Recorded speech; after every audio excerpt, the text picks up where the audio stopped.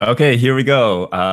Hey there, YouTube fans over at for the Money Lab, Six Figure Academy. Wei Hong here. I just was being told our guest here that this is his bad side, but I really don't think so. It actually looks really good from where I'm sitting. Maybe here, or is it here? So we'll figure it out. Our guest today, Holden. Say hi, Holden, to everybody out there in YouTube land. As usual, we started a couple minutes early on the video side so that YouTube can make sure that we propagate our show out ahead of time. And then come top of the hour, we're going to jump right into starting up the online audio studio so that we can get onto iTunes and Spreaker and Stitcher and I think SoundCloud pretty much soon and whatever. In other words, everybody start watching now. Start watching now. Do us a favor. So this is an episode you don't want to miss. It's the bicentennial. Is it half century mark? Half century. The half century bicentennial. Half century mark for our episode. That means 50 weeks we've been doing this already, and you get to be here on our half century mark. I can't tell you how special I feel right now. You are always special. I'm warm and tickly. But you feel more special now. More special. Okay, right. So this is going to be a fun show. We have about a minute left or less. It doesn't show seconds on my computer. So, but once we get going, then we shall do. Do you hear something here? Do you hear something here? Okay, great. So, Holden, while we're waiting up a little bit, why don't you give a quick little 30-second who you are? What is it that you do?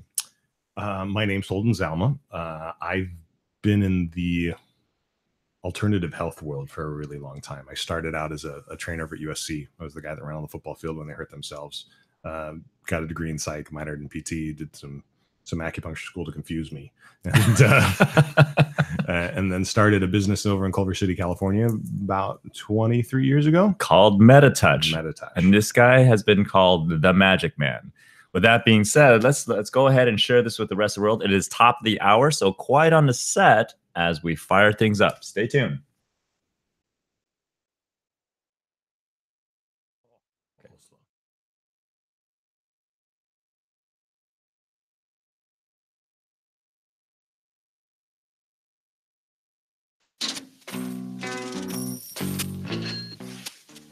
All right, welcome to the Money Lab live podcast, episode number 50, half a century. Work on your business, not in it.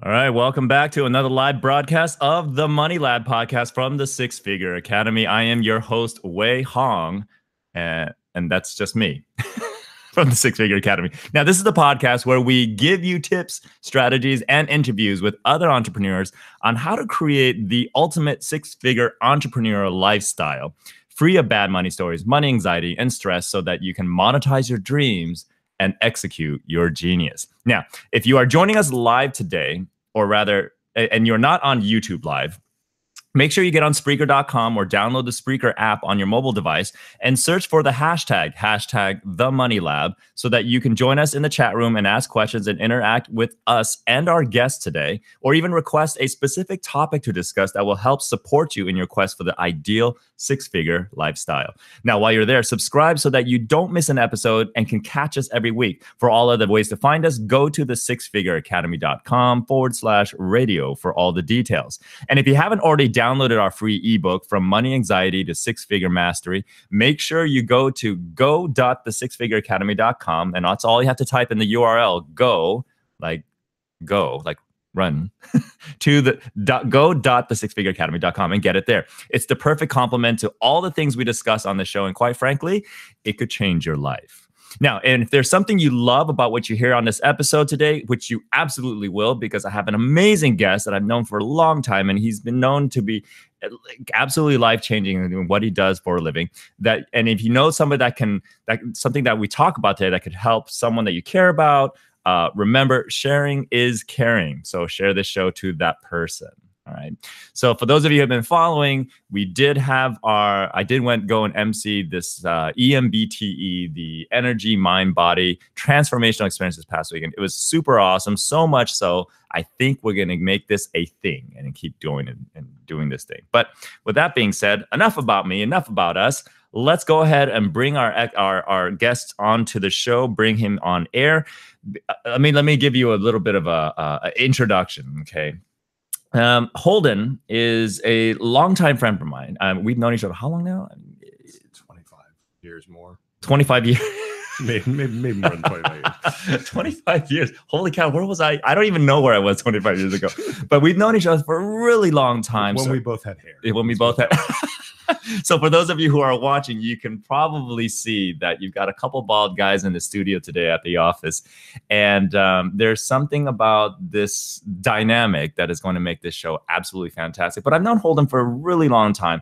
Super cool guy. I didn't really know the depth of what he did for a living for many, many years. We were just actually volleyball friends, both on and off the sand, indoor, outdoor.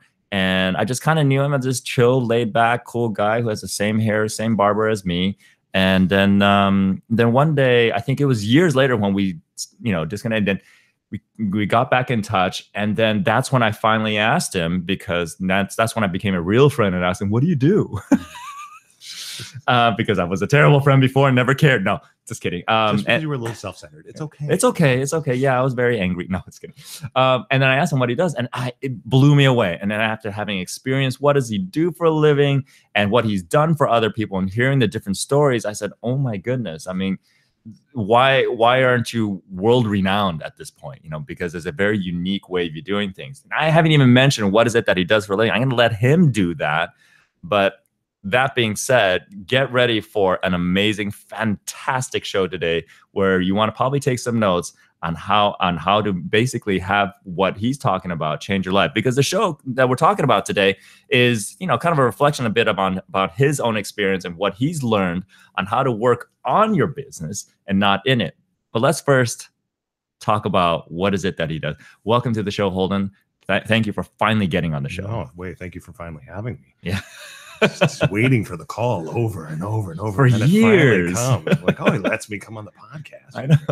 And then now it's like I have this heater on in here. My neighbors put the heater on. It's really toasty in here. It's really hot, and pretty soon the shirt's gonna come off. Next thing you know, we feel like we're on the beach.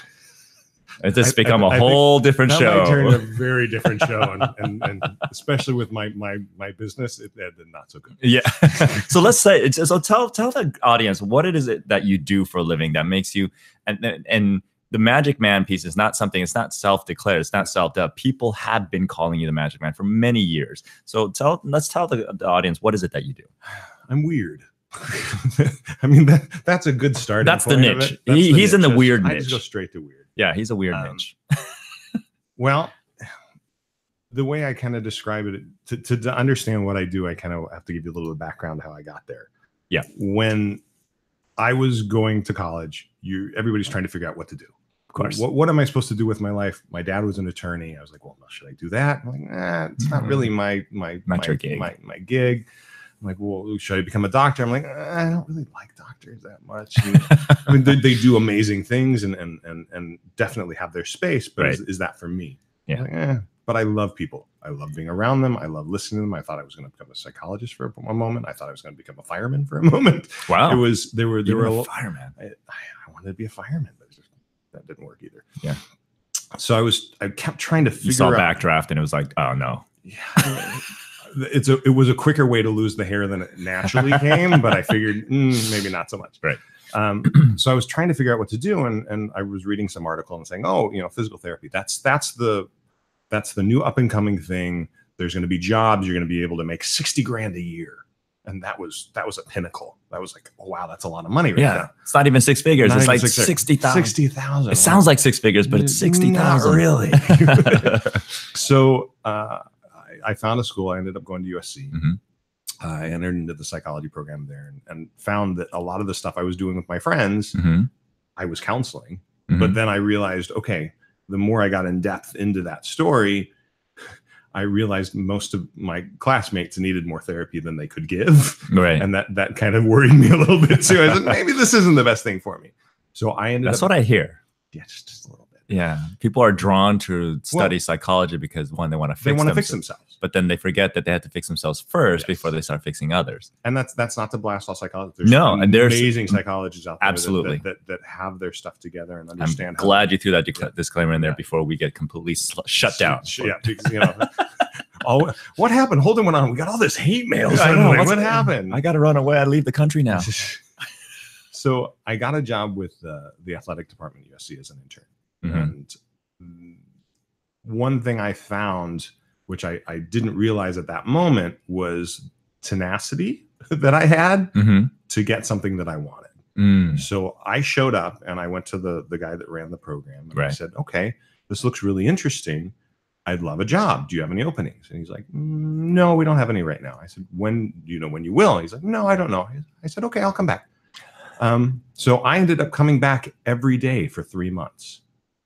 And every day I pop my head in and say, hey, how's it going? Got any openings? I think he hired me so he'd see me less. He's like, God, this guy just doesn't stop. I tried that with Microsoft one time until finally the guy goes, wait, this is too much. You just gotta slow your roll. Yeah, it doesn't always work, but in this case it does. So I got in the program, and you had two options in that program. You could kiss the ass of all the docs that come through there to get a letter rec to go to med school, or you could sponge. I was a sponge. I asked so many questions, annoyed the crap out of everybody because I wanted to absorb and learn as much as I possibly could.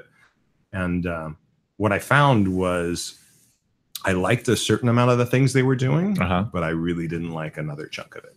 Right. And when that happens, you have this mind shift of saying, well, all the things that I was told and I was supposed to do maybe are not the right path for me or the right path for everybody else. So how do I rectify that? So turning it down. Go ahead. Got to the end of the program, and it was actually in my junior year I had applied for PT, and my grades were fine. My classes were good, all that stuff. And I'm talking to the lady at the admissions program, and she's like, all right, everything's great. All we need is your volunteer hours. I said, awesome. I have 5,000 working for the teams. They're like, oh, those don't count. What? Yeah. No, sorry. You have to do hospital. Hospital volunteer. Yeah, hospital volunteer. So I said, okay, the amount of hours you need me to do is going to take me another year of working for free. Right. And I'm already kind of hitting that point that I need to do something. And entrepreneurship sounded really good at that point. And USC is big on entrepreneurship. Right. Unfortunately, I was not in that program. Right. It maybe would have prevented me from some of the mistakes I made along the way. Sure. But, so I found that massage therapy was the lowest barrier entry to kind of do what I was already doing. Right. And not to mention, I told the lady at the admissions, I said, with the experience I have more than the people coming out of your doctorate program. Right. Because I've done pre and post-op rehab. We did surgery on people. There's a lot of stuff that you do. Like it's like a battlefield. Yeah, it's a war zone. You know, you get everything, and you're thrown on it, and you have to deal with it right then. Yeah. And if you don't, they can't play, or they don't function, or they don't work the way. That's such a huge distinction. I mean, there's nothing that replaces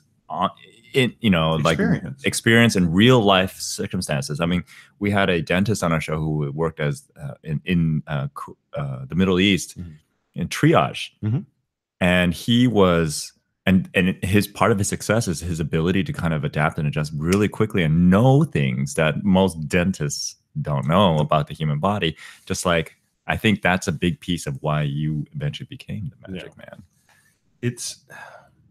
There's so many people. I have a weird view of education sometimes, because when you learn the exact same thing that somebody else is doing, and that's perpetuated over and over and over and over, there's not a whole lot of innovation that happens, because I'm supposed to do this. If you have X, then I do Y. That's what I was taught. Right.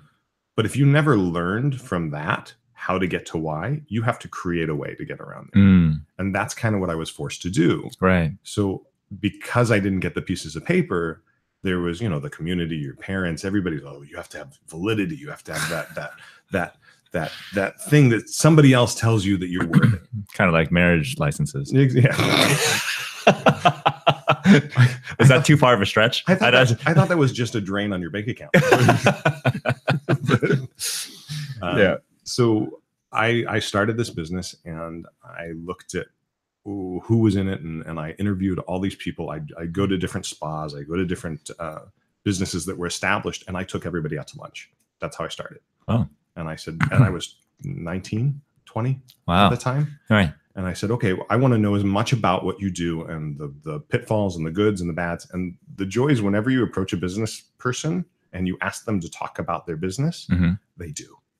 People love talking about themselves. So if you don't have any way of saying, you know, I need this, I need this, I need this. No, just tell me who you are. It's like an open book. Yeah. Why do you think I have you on the show? Oh, people love whatever. No, I have you on the show for different reasons. So I did that. And Yet then to be revealed. Oh dear, it's coming out later. Gonna start doing the voice thing again.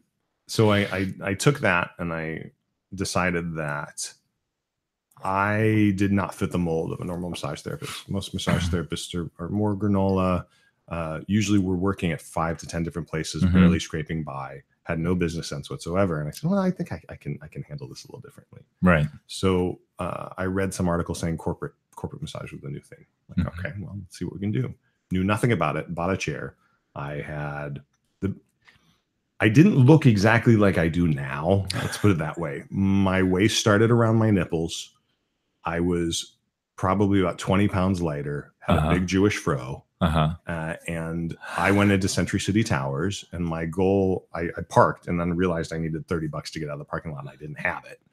And I said, okay, well, we got to make this work then, don't we? And this is before pre 9/11. So you could actually go into buildings without people like asking what's going on. That's going on. Do they do that at Century City now? Oh my God. You have to go through pretty much a strip search, and to go to a specific floor, you have to be buzzed into that floor. Oh, so everything. Because I used to work in those buildings. Yeah, it's completely different. Oh, it's like a lockdown.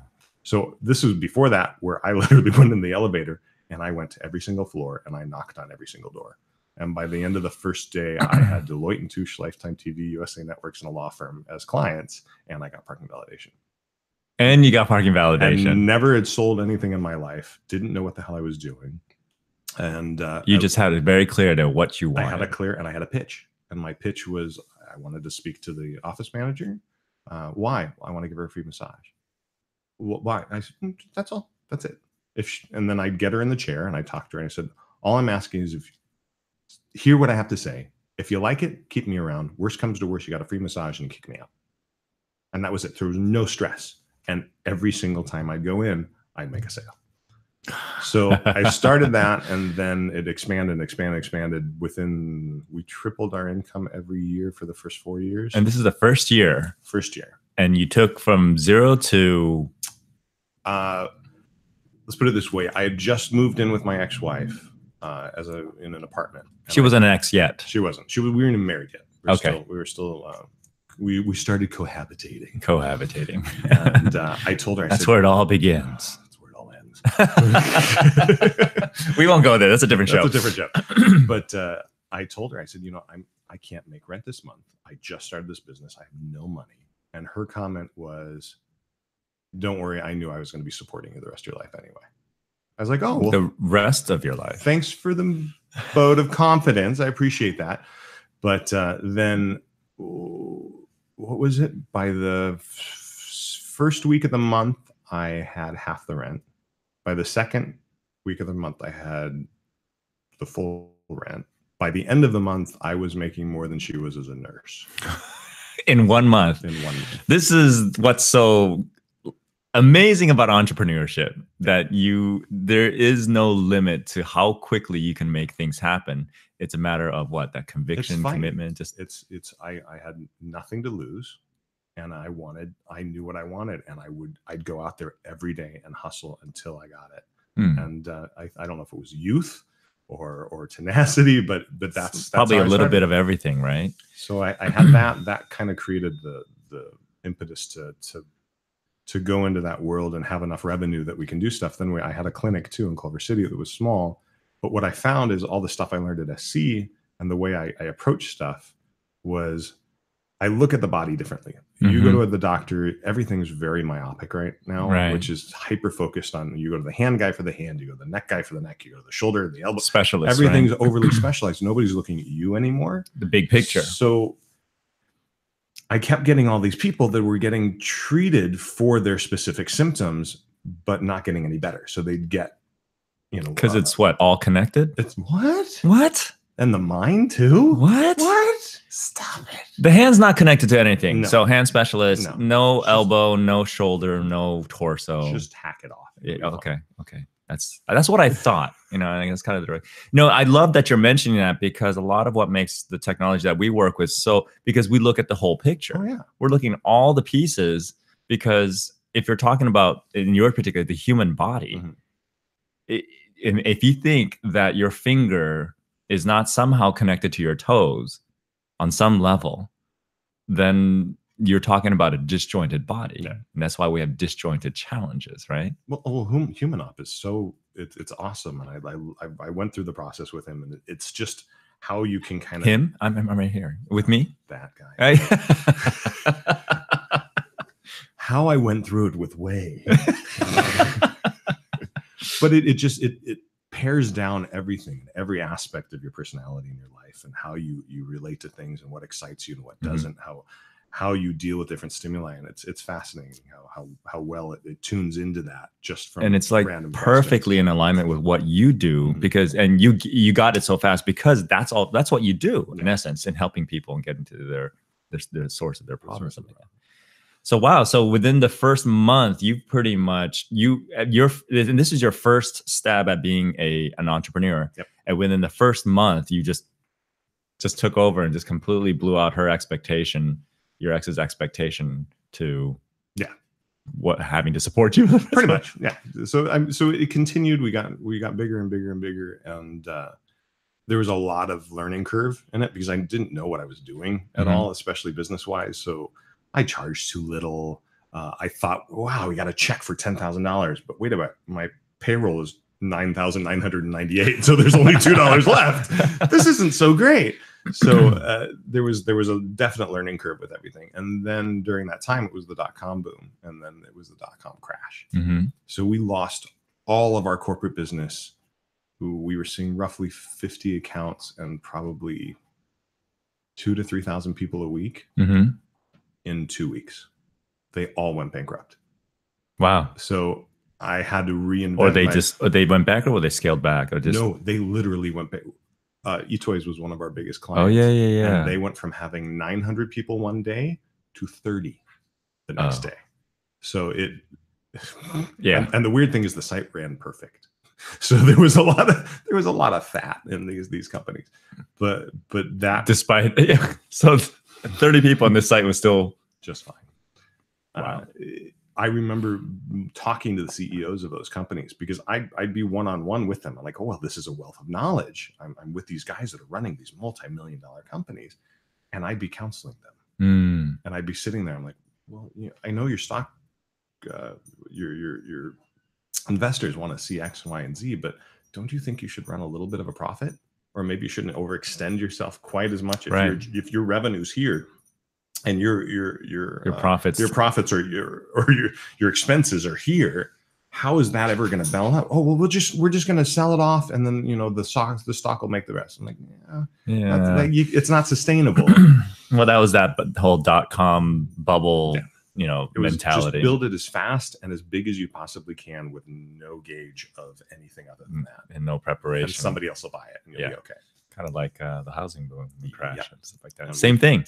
You see that same cycle. Do you think that's a human condition that exists not only from a global scale, but even individually in people's businesses and everything like that? People get excited about the quick fix. So if I can say, well, all I have to do is hire a crap load of people and build this thing as big as it can be, regardless of all the normal business factors that you'd have to play with. Right. And then somebody buys it and gives me a couple $1 million. Great. That's the quick fix. Right. But there's only a certain amount that you can do that, and then it catches up. And then the market catches up to you, or your consumers catch up to you and say, we're not going to pay for that anymore. Right. So it's keeping on a pulse. And I think I mean, I've had the business for 23 years now. Mm-hmm. There's got to be something said of sustainability, because there's so many other people that have 1 year, 2 years, boom, gone. 5 years, gone. And you have to adapt. So every 2 years we recreate the business, reinvent yourselves and everything like that. So you know, you obviously hustled a lot in the very beginning. You know, you blood, sweat, tears, energy, everything, money, whatever. You know, you just put it in there, and it built, and you got yourself pretty close to almost a 7-figure business as a massage therapist. It's unheard of, right? So MetaTouch, which is the company you built. At what point did you realize that you had a niche? At what point did you realize that MetaTouch was a sustainable model for what it is that you're doing, and you got clear about what is it that you guys do? Because I'm sure in the beginning you just said, I'm just going to do massage for you, but there was some unique factor that you had to eventually say, this is what we do, and this is how we do it, this is why we're different. When I created the company, I had a little saying, and it was on my wall, and it was that every single person that walks into this office or walks into our space needs to leave different. Not better, not more relaxed, different.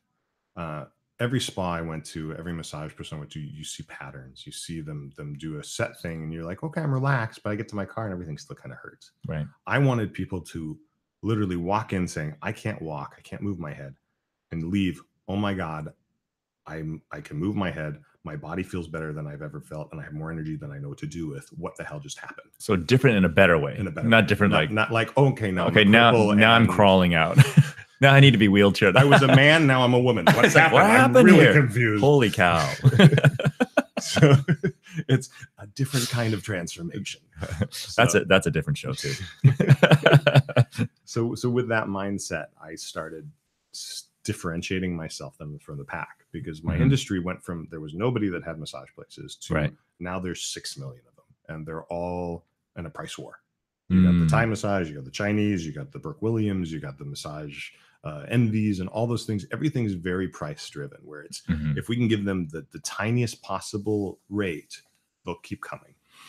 But our quality level goes down to the point that it's so it became commoditized. Yeah. And I refused to do that. We tried it for a little bit because they're like, oh, I got to keep up with the Joneses, and I hated it. Yeah. And my soul ached. Yeah. And I love that you said that. And your soul ached. Basically, it was like selling your soul to the devil, basically. Because it's going out against every main principle you have to try to compete with Johnny down the street. Right. Now, would you say that only happens when you're truly passionate about what it is that you do? Because what if, there are plenty of entrepreneurs out there for the love of building businesses and creating solutions and not necessarily be as attached. And there's nothing wrong with that. I mean, there are people who are just into that. Would you say that that's more what you went through, what you felt as a calibration tool was more relevant because you're so passionate about what you do?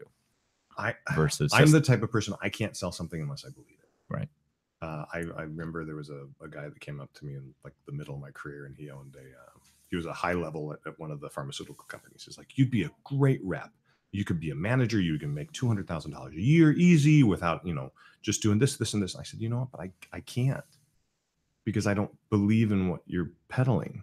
I can't sell something that I don't have passion or I believe about. There are other people that I'm ridiculously envious about that can do that. That can say, you know what, this is a great business model. I don't have to be invested in it personally or emotionally, and I can make it work. Right. My psyche, the way I work, I have to be passionate about it. I have to have that fire, and that fire progresses me forward. Right. If I don't believe in it, or I know it'll make money, right? If it's just money, it won't do it. Yeah. No, this is really good stuff. I mean, and again, and just as a reminder, I mean, this is live. We have group chat. If you're on YouTube, you could actually pipe into the chat and ask any questions that you want. If you're on Spreaker, the app, go ahead and go to the chat screen. You can ask there. And even if you're hearing this after the fact and you're just watching us or seeing it after the recording, pipe in questions as well, because we get notified, then Holden will get notified, and we're going to make sure that your question gets answered. Leave us comments. We'd love to hear it. We like comments. We like to know what you're thinking. I know. And if you don't like to let us know what you're thinking, then we can't read your mind either. No, but so bringing it back to the title of the show, this episode is that, you know, in the beginning, you were absolutely working in the business. I mean, you had to. I mean, you were pioneering the pathway of where your business was going to go. At what point did you realize that, okay, now I need to make that transition? You know, what was the motivation to make that transition to get out of working in the trenches? And was it something that it became a block, or was it something that you said, okay, cool, this is time. It's time for me to change gears. I mean, a lot of people, they don't know how to change gears, or they forget how to change gears. They don't know when to change gears. As opposed to working in the business than on the business. Let's start by talking about the distinction. Working. Well, the distinction is, I have a lot of business people that come up to me and they're like, okay, so I'm thinking about starting a service business. What's your advice? And the first thing I tell them is, if you're going to start a service business, never be the provider. Never do it yourself. Because the problem is, when you start becoming that main provider or the guru of that business, everybody wants you. Right. But how do you justify that when you yourself, because of your, you know, you working in the business in the beginning to kind of lay the groundwork, the framework? I mean, at some point, I mean, service business, wouldn't you say that it's kind of important to at least to experience the process? Oh no, you need to know how to do it. Right. But I'm saying, you take that knowledge base and you send your minions out to do that. Right. So it's saying, okay, this is how we do it. This is our protocol. This is how we make everything work. And if you can communicate that and replicate it, so that it's more of a process opposed to you, your ability to expand becomes a lot quicker. I mean, you had to do that almost immediately. Yeah. Right. And so how did you realize that, oh, I need to leverage, you know, I need to bring in people to kind of. I couldn't handle it myself. Right. It got to the point where, all right, I'm one person with X amount of hours in the day. If I have 200 people I have to service in a day, it's not going to happen. Right. So I was turning away business because I didn't have the means to make it work. So then you try to scale up quickly. Right. And when you scale quickly, you expect people to say, all right, well, they're good enough. You train them a little bit, hopefully they'll be okay. Right. And it doesn't work. Right. Because now you're hoping they have the same drive you do, and 99% of the time they don't. Right. Or they have, I mean, as in your HumanOp stuff, it's like they have certain cursors that motivate them. Right.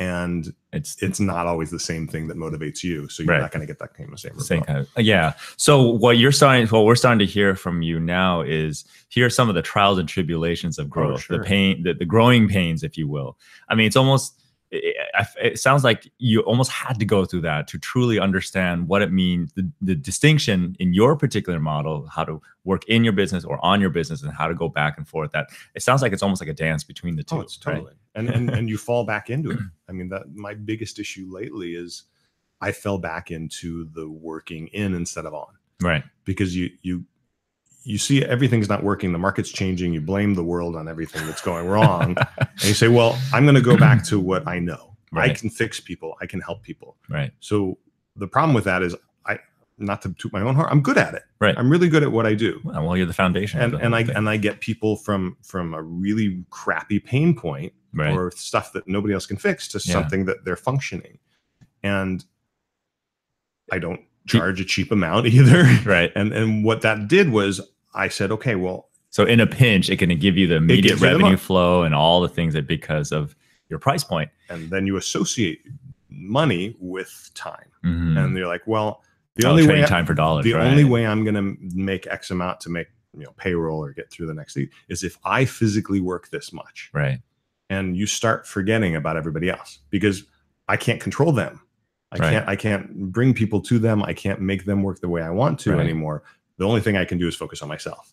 And that cycle will kill you. Right. Now, do you think that that's because you're so passionate about what you do that makes it so easy for you to jump back and forth, working on the business and in the business and on the business and in business? Because if you weren't as passionate about it, you'd be like, okay, great. Well, let me find some more people to take care of that, and let me continue working on the business.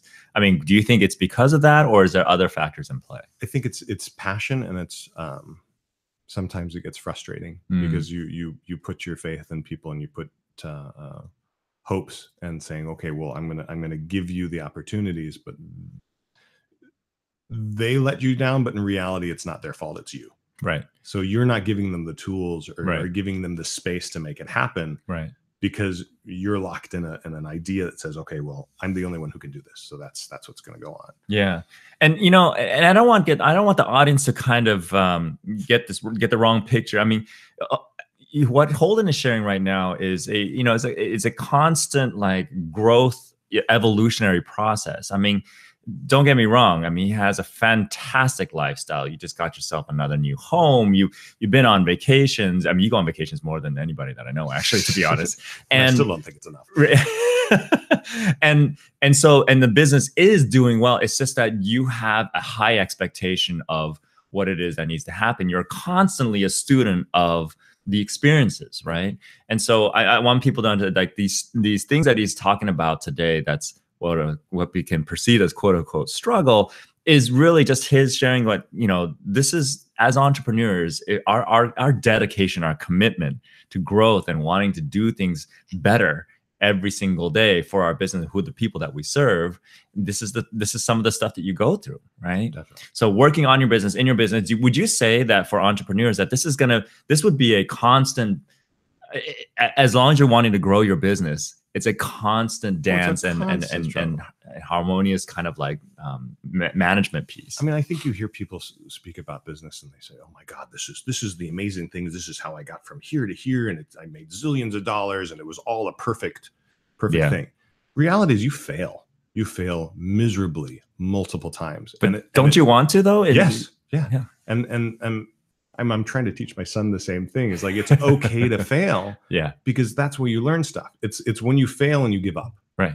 If I said every time that I lost an account or something went bad, that, all right, I'm done, I'm walking away, I couldn't live with myself. So instead, all right, that didn't work. How can I retool it so it does? Yeah, I mean, that's the thing. One of the things I admire about you for the years that I've known you, that, yeah, sure, you'll gripe and complain about until the cows come home about things that happen, but I've never seen you at the end of the day, when you're all done and gripe, to lie down and say, okay, I'm dead now. Mm-hmm. I'm not getting up ever again. But really, it's just kind of like a fanfare that you kind of go through to say, but then you get up and you do something different, and something else happens, and then you just like, and in the process, you're continuously reinventing yourself, rebranding all those different things.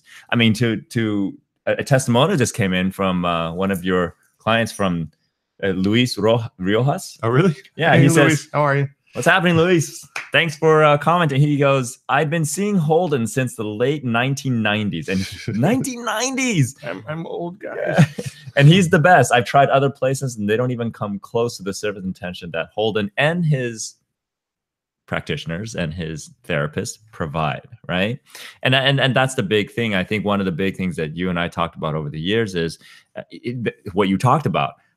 You just dropped a major gem to us, the willingness to kind of get yourself out of that piece. And that's what the theme of today's show is all about, is like, you know, finding out how to continuously step away from being in it and working on it. I mean, what are some things that you say that you can share that has worked for you in being able to effectively, you know, get away from just being in the business all the time, in the trenches all the time? I think taking a step back is a big thing, because you get in this mindset where it just has to be, if you're not working, you're not living. But physical work or work for time, right? And actually, what can you do to grow the business and inspire the people around you? I love my team right now. I haven't been able to say that in a long time. I know you were. That's right. I didn't realize that. Actually, no, I did realize. No, I didn't realize that. We were talking right before the show, and you were mentioning that it's a footnote for me to kind of like say, you know, this is something different. Yeah, it's a completely different energy, because that's awesome. Usually, I get into these funks where I'm like, okay, I'm pissed. They're not doing this. I want this, and you go through that methodology and that thought process. But when you can actually step back, and business is a mirror. That's the best way to describe it. Yeah. Whatever your energy and your output is going to be, is going to reflect on your employees. It's going to reflect on your clientele. If you're in a funk, or you're in this state of desperation constantly, that's what they're going to be. Yeah. So I had a staff meeting the other day, and I was high as a kite afterwards, because everything we talked about, they were engaged, they were excited about, they cool. They really wanted to kind of get on board because they saw the progression and how it was going to work. And I took a step back that night and I'm like, why was that so good? What changed? And it was because my level of excitement was not just about me. It was about them. Right. I kept telling them, this is what I want for you. This is how this is going to benefit you. I don't give a crap about me, because if you guys prosper, I do in the long run. Right. But if you prosper, I get to see you grow. Right. And that was the impetus for the happiness of that meeting, was that. And it's a nice feeling. Yeah. How long did it take for you to finally like hit that piece right there, to be really kind of like completely committed to conveying that to your team? Now, I'm sure it's a combination of having the right people there, but also I suspect that there's a little bit of what was coming out from you before as well. It's taken a long time. Yeah. It's not an overnight process. The people that can do that are those born leaders. I always said I'm a horrible manager. That's not my strength. I'm good at sales. I'm good at client relations. I'm good at ideas and putting stuff together and putting things in motion. Dealing with staff, I've always been more of I don't want to micromanage. I want you to kind of do what you need to do, but also, hold up your end of the bargain. Right. But I'm not going to sit there and say, did you do that? Did you do that? The micromanaging piece. And that bugs the crap out of me. But that's only one type of manager. It sounds like what you just went through is a shining example of what a great manager would manage their team. So I find it fascinating to say, I've never been a good, but then you just showed just now. Okay, maybe I got a little better, but it's still, and it's in managing people. I can't remember what book I read about it, but it was, you can never manage if you have one blanket thing that you do to manage everybody. I actually used this with my kid when he was playing volleyball and his coach. Okay. Because the coach was coaching everybody the same way. One way. He was screaming at everybody. It was just laying into them. And some of the kids were motivated and some were crying in the corner. Right. And that's the same way with business. If I manage everybody saying, okay, everybody's motivation is money. I'm just going to throw cash at you and that'll get you excited. All right. And everybody needs praise. Okay. I'm just going to praise the crap out of you. Maybe that'll make it. You have to take each individual and say what gets them excited, right, and what motivates them, and tie it into that. And if you can do that individually, it takes a little more work. Yeah. You will get the best out of it. But it's sustainable. It's more long-term and it's customized, right? And it actually keeps things more fun and interesting, right? I mean, I love that you said that, because that is kind of like the premise and the basis of a lot of what we do here. So that's why this is such a cool conversation, because I'm like, yeah, that's totally right on this. And that explains so much. And it's so good to hear that, because it justifies that what we help our students, our clients with, and what you've been applying, and it's been working, and it's working for, case in point, what just happened in your last meeting. And so now, what has that meeting now you basically shared a little bit with me, but what is that now? How does that have evolved your MetaTouch business? I mean, it sounds like you guys have reinvented yourself once again. Yeah. No, it took me about 2 years to start it all over. I've always had an idea in the back of my head, because what we do is we see clients, we see them in pain, we see them in problems, and we're able to kind of fix them or get them out of that and functional. But the problem is the exercise or the strengthening portion of that hasn't been there. We refer out to trainers, we refer out to PTs, we do all this stuff where we lose control of it. Yeah. And then they come back and they're like, I'm screwed up again, or they did this again. I'm like, right. So what we're doing is we're actually adding that to our program now. Cool. So we're going to have this exercise component to it, which is not personal training. It's not PT. It's not anything like you've ever had before. Right. But instead of saying, okay, your shoulder's screwed up, we're just going to do shoulder exercises. That's it. Well, why is your shoulder screwed up? Well, because your hips have been off balance, because you sprained your ankle 6 years ago, because there's no mobility in that big toe. Right. So what we're going to do is we're going to get mobility in that big toe, level out your hips, put your shoulders where they're supposed to be. Now we're going to strengthen all those components along that path. Yeah. So that it's not replacing the gym. It's so you can go work out and not hurt yourself again. Right. And it's treating the person as a whole again. And that holistic idea of saying, we appreciate and we care about you. Right. And then also adding the psychological aspect of it. What are the emotional blocks? I get more and more patients nowadays that are manifesting pain that is completely emotional. Right. They're like, oh, my shoulder hurts, my neck's killing me. This, blah, blah, blah. And you talk to them, and they're like, okay, what are you anxious about? Right. Who's pissing you off right now? Right. They're like, what? I said, no, what are you anxious? Well, my mom's doing this, and then my brother's in the hospital. And I said, well, do you think that might have something to do with what's going on? Your body's trying to outwardly yell at you, saying, I can't vocalize and say, you know what, I hate my parents. That's not socially acceptable. Right. So the body says, well, if I cut off all the blood flow to her shoulders, now she's hurting. It's socially acceptable to say, well, my shoulders really hurt. Yeah. But if you can acknowledge that and say, all right, well, is that why it's happening? And this is not a physical symptom, but it's my mind trying to voice what's going on. Yeah. It stops. And I've seen people literally come from a ball and in pain and screaming about everything that's wrong with them to a 15-minute conversation, and their whole posture changes and the pain disappears. So there's so many different levels to it. So there's something that I always tell my students and clients, and tell me if this is actually, if you agree with this, since you specialize so much in the body. It's like the body is kind of like the final like flag being raised. Your physical body saying, hey, you're not paying attention. You're not actually paying attention to any of this. And you're right. So it kind of starts on the emotional side, the mental side. And then over time, if you don't resolve it, if you don't pay attention to it, the body then steps in to try to give you the signs and the warnings. Yeah. If you ignore it long enough, it'll yell at you, and then it'll smack you upside the head. Right. And then that's when you start developing physical challenges. I think it was Sarno I was reading, but chronic pain is a very weird concept, because you can break your femur and it'll heal in about 4 to 6 weeks.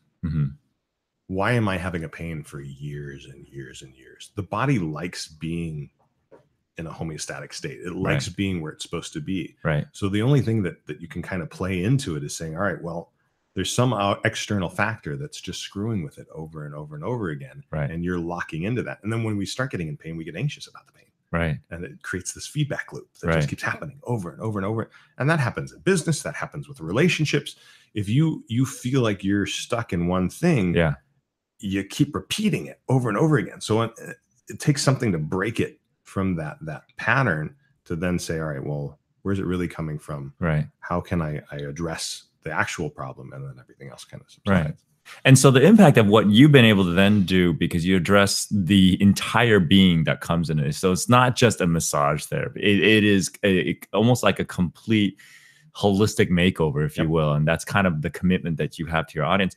I mean, I think you've told me some stories in the past. I mean, you've actually, as a result of them seeing you, have impacted their business, their life, their relationships and everything. Share an instance, share an example of that. Let's see. I mean, pain is a huge depressant. The brain can only kind of handle so much stimuli at one point. So if you're hurting all the time, all that resource has to go to that point to suppress that pain. Right. So that makes you testy. It makes you angry. It makes you not be able to deal with situations. Your motivation goes to zero. Productivity drops. Yeah. How you deal with your relationships. Excuse me. If I'm in pain, my spouse or my partner is constantly dealing with the fact that I'm punchy. It's like they're not fun to be around, because all you're doing is whining about stuff, or you're too short. I had a guy too short. Yeah. Is he still alive? I don't know. Okay. But too short suddenly shows up in your house, and it's like, what? Too short? What's wrong with you? Are you okay? Get taller. Too short just showed up at our doorstep. Are you okay? What's wrong? Are you in pain? I can't say it on the air, but somebody showed up that was someone like that. I was like, you're who? What? Okay. So one good story is I had this woman that I was working on for a while, and she brought her husband in. Husband comes in, very machismo, Vietnam vet, successful, but just strong constitution. And his first comments were, my neck hurts, but I don't really like a guy touching me. So, do what you have to, but I don't really know why I'm here. Yeah. I go, okay. So I laid him down, fixed his neck in like 3 seconds. I'm like, okay, is there anything else you want me to work on? Because this is nothing. He's like, well, can you do anything with this? And he drops his pants. I was like, oh God, what is this coming to? It turned out he had a mortar blow up next to him. Oh. So he had chunks of his legs gone. It turns out he was in traction for an entire year. Like you remember, you've seen the movies where they're laying in a bed and they got the mirror under them because they can't actually. So that was him. Yeah. He had probably 20 degrees of mobility in his legs, pain all the time, and all this scar tissue. And he had been to doctors. He'd been to therapy, and he functioned, but he was always in this low level of pain all the time. And he was so machismo, he wouldn't say it, but you could tell it just fatigued him, and it affected his relationship with his kids and his wife and all that stuff. So I started working on him, and I was seeing him pretty much every week for about 3 or 4 months. And we got his range of motion in his knees from about 20 degrees to 70. Wow. So the guy that thought I was a schmuck that was going to touch him and way too much, I got invited to Christmas dinner. I've worked on all his kids. I'm pretty much part of the family now.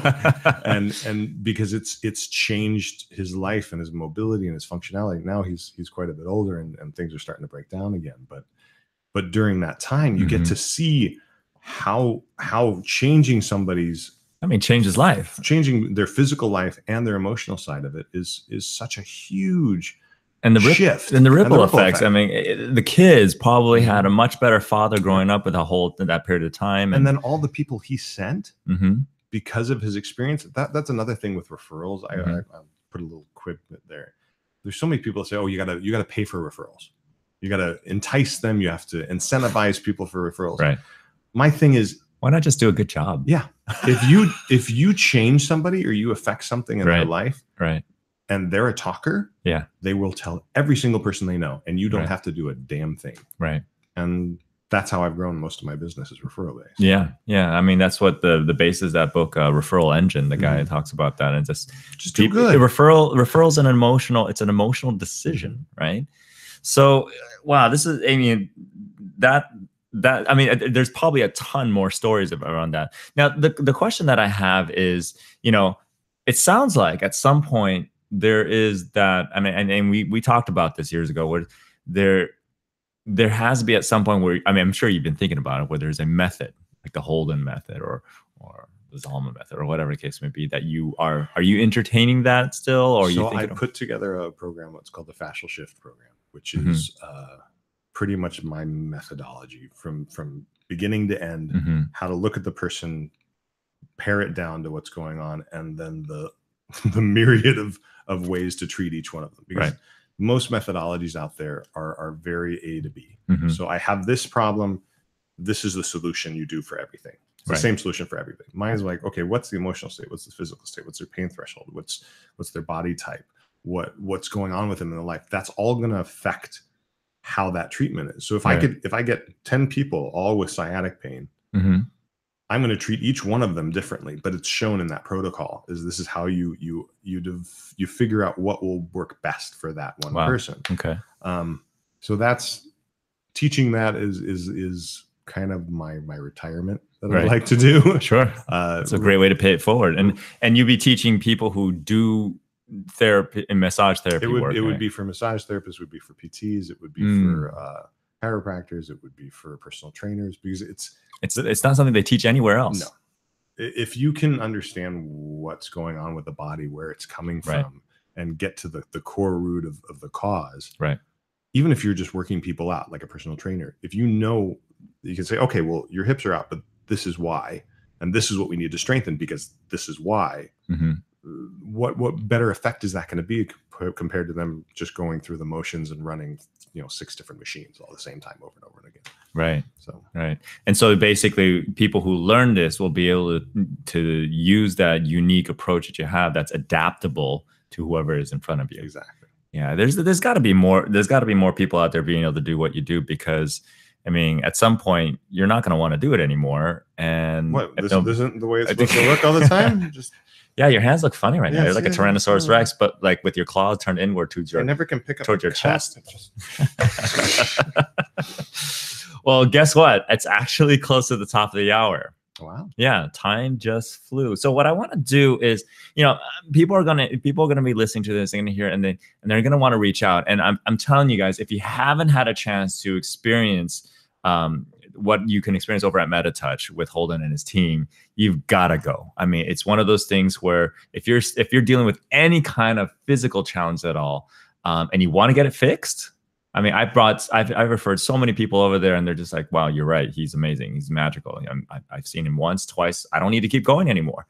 Definitely take advantage. So if they do want to reach out and they want to connect with you to experience the new process that you're going through, or even just the fascia shift methodology that you use for people, how do they reach out to you? So metatouch.com is the easiest way. Okay. METATOUCH. Okay. That's got a wealth of information of kind of what we're doing. The new gym idea with all the programs is actually coming out hopefully by the end of the month, and that we're calling that MetaTouch Body Balance. So it's bringing you back into balance and zeroing out everything so we can make you a better person. Yeah, zero in a good way. Yeah, zero in a good way. Right. And then you can give us a call at the office, which is 310-397-3422. We'll put it in the comment section too. We'll do that. You have access to it that way. But the best thing is either go online, give us an email, shoot us an email, give us a call, set up an appointment, experience what it's like. Yeah. Because the thing is, you can think, oh, it's a massage. It's this. Nah, you have to experience it. You have to say, what are the things that you want to feel better? Where do you want to be in your life? Right. And we'll help you get there. And even if you're not in town, because you're in Culver City, right? So even if you're not in California, or if you're out of town, I'm telling you, one visit sometimes is all you need. I mean, he's literally had people come in barely able to walk after one session, standing upright, walking out in a way they've never been able to do before. So we have clients that come in from Sweden, Italy, Scandinavia, London, and I'm like, oh, so were you here on business? They're like, no, I came to see you. Right. I'm like, oh, that's an expensive visit. But it's what I mean. People, people when they recognize the importance of having their bodies back to zero, that midpoint of optimal health, right? I mean, that's really kind of what we're talking about, because that impacts how you perform in all areas of your life, So, and if they call and reach out and they mention, say, the Money Lab or the show where they've heard you, we'll take it. There's a special gift come your way. We'll mention Money Lab. We'll take care of it. Yeah. So there is a special, almost like an Easter egg. We won't reveal what exactly it is. You just got to make sure you mention the Money Lab at the Six Figure Academy, and you can mention you listen to the show and everything like that. But definitely reach out. I mean, like I said, if you are dealing with, look at the testimonial that came in. It's like from the late 1990s, and still, he still comes every once in a while, right? Which reminds me, I need to come see you and stuff like that. So every time I see Holden, he looks at me and says, "What's going on with this and that and that?" I'm like, You see, what happened was I was on the show for too long. But anyway, so awesome. So, I'm so happy that we got, and we talked about, there's a couple things that we potentially may do, maybe have you be a permanent fixture on the show. We'll never know, because we're both entrepreneurs. We love doing that. We've known each other long enough. We actually have pretty good chemistry from a hosting standpoint. No, I'd love to do it, because I think we come from a similar mindset, and if we bring in guests that are we can pull out what we need out of them, and it'll be fun. Just manipulate. You pull it up physically, I'll do it on the mental side, and then we'll play some volleyball afterwards, and we'll make it a whole thing. We're just going to be peppering on the podcast, peppering on all the day long. All it's like, what's that sound? Oh, they're playing volleyball again. All right, very cool. So awesome. Thank you again so much for coming on the show. Thank you for having me. There's so many different layers, and for those of you who have listened to it once, you probably want to listen to it again, because there's so many different pieces and gemstones hidden in what Holden was talking about, both from his journey, what he talked about in terms of what he's dealing with now. I really highly recommend reaching out to him again, and making sure that you do that. So as I'm sitting here juggling the different pieces of technology, because we don't have a technology thing. So your team, my team, which is my 10 fingers, left hand and right. But that's our show for this week. And again, if you found this episode to be valuable and know of someone else that could benefit from what we talked about today, and I'm absolutely guarantee that you probably know somebody who's in pain. and probably know somebody who's been in pain for a long time, and whether or not, and especially if it's a loved one or friend and you don't share this information, you want to kind of think about why you're not doing that, right? Because if you know somebody's in pain, it's not like you have to take care of it. You just make a simple referral and share, listen to this episode, listen to this. And if you are a fan, another way to pay it forward is to rate us and review us on iTunes, Spreaker, and we're now on Stitcher, and like the episode on Google Live. Honestly, that's one of the best ways for us to reach more people, and how we get the message out there on how to create that six-figure lifestyle. So you want to say something? No, I was just going to say, think about those people and think about yourself in pain. Yeah. What is that stopping you from doing? Yeah. How is that limiting your life? What would your life look like if that wasn't there? Right. And when you can start envisioning that, that's when I want you to call me. Because once you're at that point, then we can help. If you don't want to be, we can't help. Yeah. I mean, if you're just coming in just for like, I want to do it, and you're not really honoring the fact that, hey, you're in pain and it's actually stopping from something. And if you're done with that pain, if you're ready to move forward, I mean, this is what I love about what you do. It's like, you can help anybody actually that comes through, but not everybody's a good fit. Exactly. Right. Because you don't want to work with people that just keep coming back for the same thing over and over again. Kind of like that client I had when I was working in IT that kept looking at porn, and I had to keep fixing his computer. Why do I have another virus? What's happening? You keep doing the same thing. But anyway. So anyway, that's a wrap. Take this week to apply the knowledge from today. Have an amazing week. And we will catch you next week on the Money Lab Live podcast from the Six Figure Academy. This is Wei and Holden signing off. Thanks a lot. Cool. Have a great night.